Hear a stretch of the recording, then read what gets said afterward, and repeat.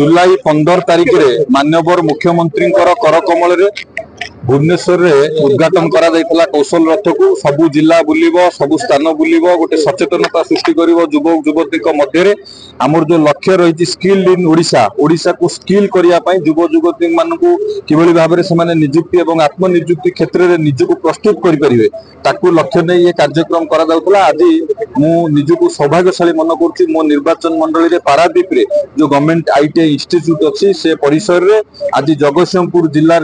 जो कौशल रथ आज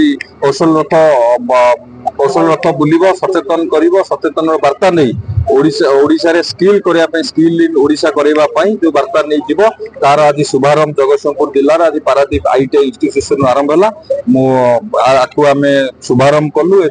मो सांगे थिले आमर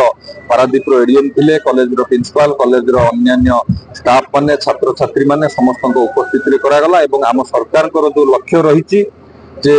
आगामी 2036 गोटे विकसित ओडिशा गठन करने से दक्षता विकास एक प्रमुख रोल से निर्वाह करिवो खाली दक्षता विकास खाली छात्र छात्री मान कथा नुह आम हायर माने आईटीआई की टेक्निकल एजुकेशन सहित न हायर एजुकेशन सहित जोड़ीचु आगामी दिन में विभिन्न विभाग रे से मिशन शक्ति विभाग हो पंचायत राज विभाग हो से दक्षता विकास ट्रेनिंग दि जाउची सरकार को जो आभिमुख्य अच्छी आमे यदि समस्त को ठीक भाव में तालीम दे परिबा दक्षता को वृद्धि कर निजे प्रस्तुत हो पारे निजुक्ति क्षेत्र हो कि निजे आत्मनिजुक्ति क्षेत्र हो निज को प्रस्तुत करें तो से ये कार्यक्रम करा जाउची एवं आज जगतसिंहपुर जिलार शुभारंभ करागला कौशल रथ प्रति स्थान को बुलिब कौशल रथ बुलिब प्रति स्थान को जीव